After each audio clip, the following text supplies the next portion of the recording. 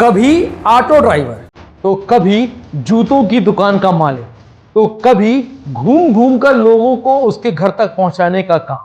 ये करते करते कैसे धनपुरी का एक अर्श में रहने वाला व्यक्ति अर्श तक पहुंच गया है लापता आसिफ के बारे में। वह आसिफ जिसकी शुरुआत एक ऑटो ड्राइवर के रूप में होती है और धीरे धीरे वो जूतों के संचालक के साथ मिलकर जूतों का कारोबार शुरू कर देता है।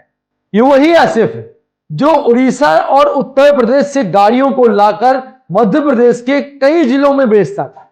ये वही आसिफ है जिसने अपनी संपत्ति को इस प्रकार से बढ़ाया जैसे उसके पास कोई जलता चिराग हाथ लग गया हो और वहां पर अंगूठी में केवल रगड़ना है और यह कहना है कि जिन्न सामने आ जाओ।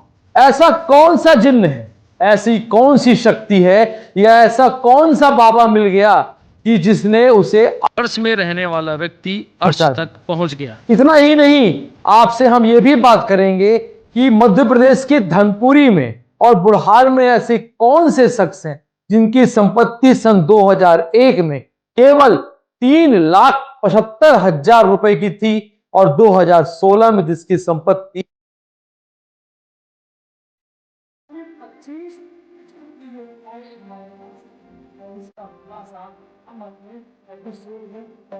तो चलिए आज बात करते हैं शहडोल के धनपुरी आसिफ के बारे में। अब यह साजिश है, यह एक खुद लिखी हुई पटकथा है। इसके बारे में हम आपके साथ पूरा विश्लेषण करने वाले हैं। यह विश्लेषण केवल आज का नहीं, इस विश्लेषण को अपने हम 2 पार्ट में लाने वाले हैं। आज हम आप बात करेंगे कि आसिफ का कनेक्शन क्या पहुंचा, आसिफ के पीछे वो कौन लोग हैं जो उसे ब्याज में पैसा देते। पहली बार आसिफ ने कब ब्याज में 15 लाख रुपए लिए, जिसमें 1 लाख का मुनाफा तो वो कमा गया जो उसे ब्याज में पैसा दिलवाया था। किसके घर में बैठकर बीसी चालू हुई, किसके साइन से 16 लाख रुपए लिए गए और ऐसे कौन कौन से लोग हैं जिन्होंने ऑपरेशन शिकंजा में आसिफ के खिलाफ पैसा लेने की बात और आसिफ के हरण की चर्चा आम हो चुकी है। तो चलिए हमारे साथ देखते रहिए पूरी खबर।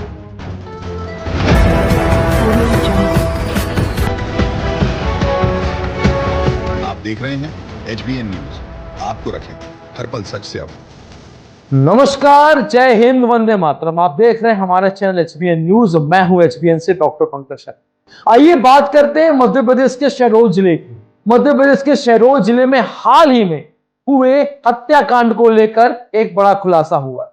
हाल ही में शहडोल जिले से जुड़े हुए ओपीएम सोडा फैक्ट्री में बलराज की मौत को अभी तक पुलिस ने कुछ ना अबर ली और ना ही खबर ली और ना ही सीसी फुटेज की जानकारी और पीएम के आधार पर ना ही इसका कोई एफआईआर दर्ज की। इसके पूर्व ही कुछ दिनों पहले शहडोल में एक कबाड़ियों के द्वारा, जो कि अवैध कार्य थे, उनके द्वारा एक व्यक्ति की हत्या कर दी जाती है, उसे अपहरण करके।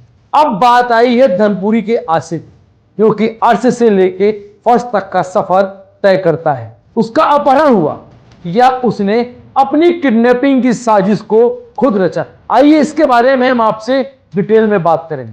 चैनल को लाइक, सब्सक्राइब और शेयर करना बिल्कुल मत भूलिएगा, क्योंकि हम पहुंचाते हैं आप तक सच और केवल सच। मध्य प्रदेश के शहडोल जिले की कोलांचल नगरी धनपुरी के व्यापार आसिफ खान के अचानक लापता हो जाने की मिस्ट्री को सुलझाने में जहां पुलिस लगातार लगी हुई है, वहीं इस कड़ी में ऐसे कई राजों का भी पर्दाफाश हो रहा है जो अब जन चर्चाओं में व्यथित है।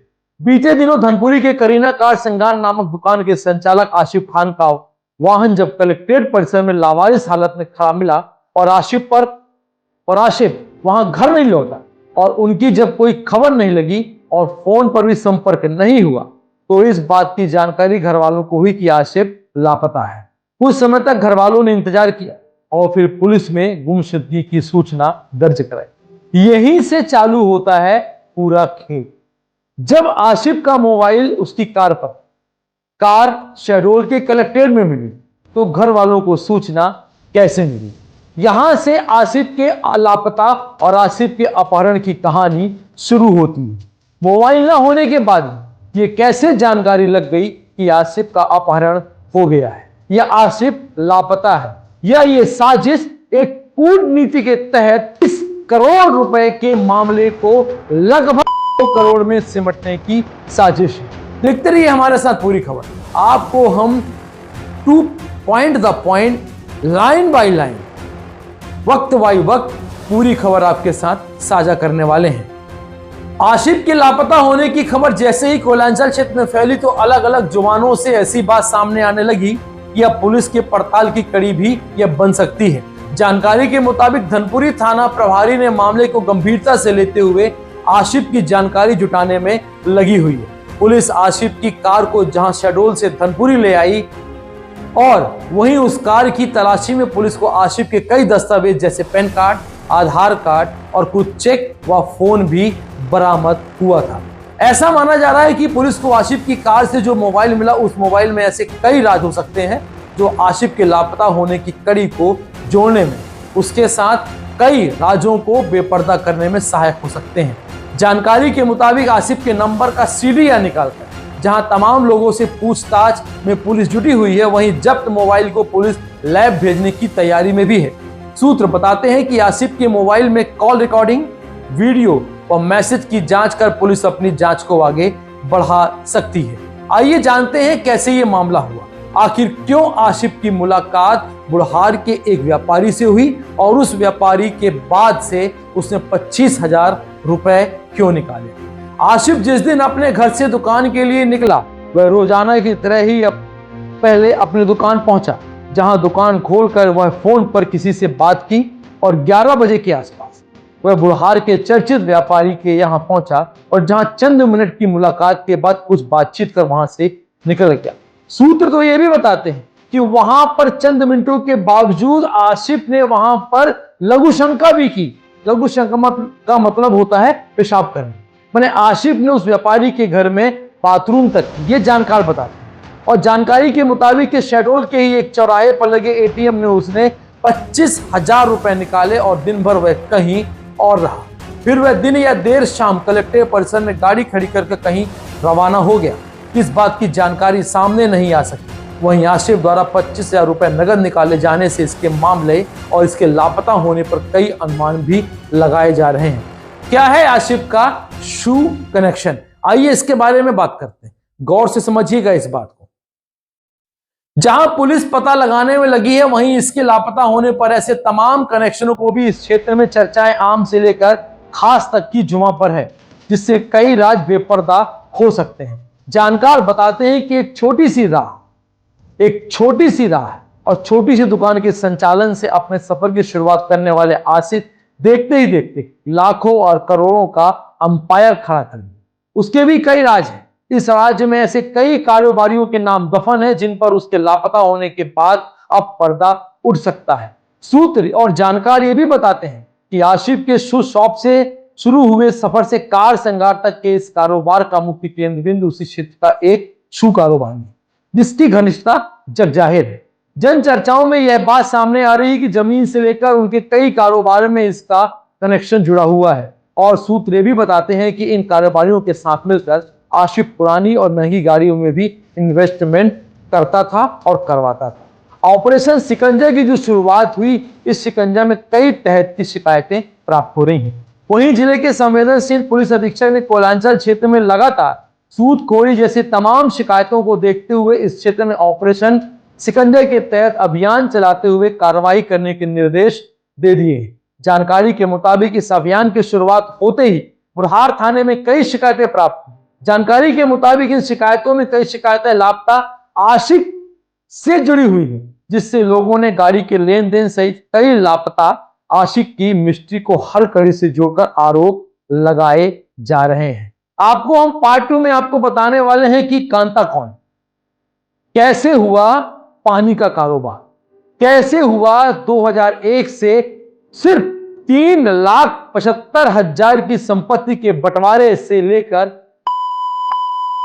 करोड़ का एम्पायर करने वाला वो शख्स कौन था वो शख्स जो 1970 के दशक में अशोकनगर के पास से साड़ियों के नाम से मशहूर एक ऐसे जिले से रवाना हुआ और बुढ़हार आकर बस गया।